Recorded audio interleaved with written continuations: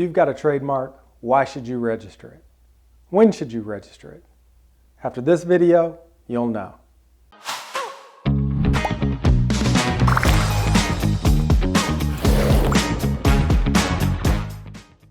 I'm attorney Nathan Saunders, and this is The Legal Good. If you watch my other trademark videos, you know that trademarks are protected under federal law, under the Lanham Act, and under state law and the common law. So if unregistered marks are protected under all these laws, why should you register them? I'll give you 6 reasons. First, with a registered mark, you get nationwide protection. If you're relying on state law or the common law to protect you, you don't get this nationwide coverage. Under the state law, you get statewide protection, and under the common law, you'll get protection only in the limited geographic area where you actually conduct business. With the federal Lanham Act, you get to preclude people from using your marks throughout the country. Number 2, statutory presumptions. Under the Lanham Act, if you register your mark, that constitutes prima facie evidence that you own the mark and that you have the right to use the mark. Basically, if you have an unregistered mark and you're going to enter into litigation over it, you have to come into court and prove that you own that mark and that you have a right to use that mark. But if you register your mark, then you don't have to bear that burden if you end up in litigation over the mark. The court presumes that you have that. It kind of makes it easier for you to litigate these things in court. And the courts have added a bunch of other presumptions to the presumption that is included in the Lanham Act. All of these things work together to make litigation that much easier when you have registered your mark. Number 3, incontestability. 5 years after you register your mark and you continue to use it, your mark becomes incontestable. That means that if you end up in litigation, the other side can't contest your ownership of the mark or your right to use the mark. Number 4, when you register your mark, you get use of the registered mark symbol. You know that circle with a little R inside of it? Once your mark is registered, you get to use that. And while that may not sound like a lot, when coupled with the next reason, it's actually a pretty big deal. Number 5, when you register your mark, you get access to greater damages in litigation over the mark. If you end up in court because someone has infringed against your mark, you can get access to treble damages, statutory damages, or perhaps even attorney's fees if you're in litigation over a registered mark. You don't get those greater damages if your mark remains unregistered. One of the ways that you can access all of these enhanced damages is by letting the world know that your mark is registered, letting the world know that you plan to defend your exclusive right to use of your marks.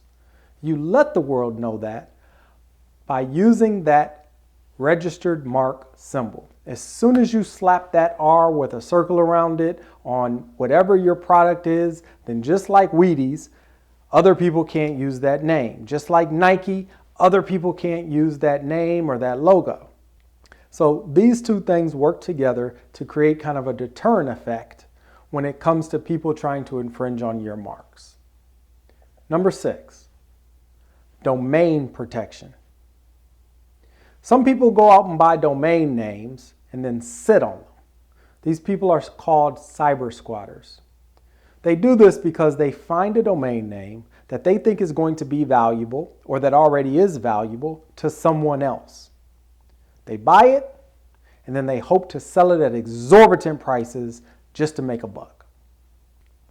If somebody does that with a domain name that includes your mark in it, then you get to go into court and you have advantages in litigation over whether or not they can use the domain name, but not only that, whether or not they get to keep the domain name.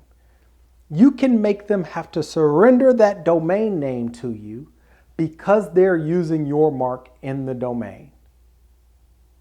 This is a tremendous advantage to people who don't have access to the domain names that include their marks in them. So that's why you should register your mark. Now we're going to talk about when you should register your mark. Before you ever go out into business, before you ever sell your first good or provide your first service, you should be thinking about protecting your future brand. When you're coming up with a name for your business, you should be analyzing whether or not that name can be trademarked.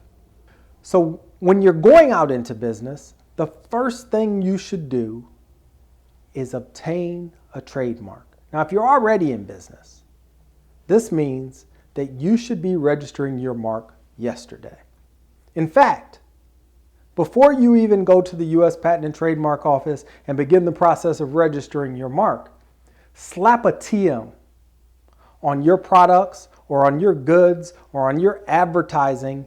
Wherever you use your logo or your name, slap a TM after that. That TM stands for trademark.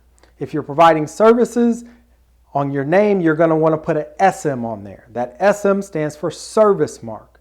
That lets the world know that even though your marks aren't registered, you are using those marks as part of your brand.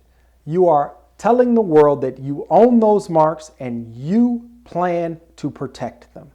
But as soon as you start doing that, the next thing you need to do is go register those marks. If you haven't yet used your mark in commerce, you still need to register that mark now. The U.S. Patent and Trademark Office offers what's called an intent to use application. That's an application that is geared toward those people who have selected their name, the name under which they're going to be operating, or selected their logo that they're going to be putting on their products and services, but aren't yet ready to actually enter the marketplace. This intent to use application allows them to tie up the name for 30 months. That's 2.5 years that you can tie up that name and prevent anybody else from using it before you ever sell a thing. This is extremely valuable if you're in the planning stages of your business, and I encourage everybody to do it. So, in the next video, I'm going to cover how to register your mark. In the meantime, drop a comment. Let me know how you came up with your business name. This is The Legal Good. I'm out.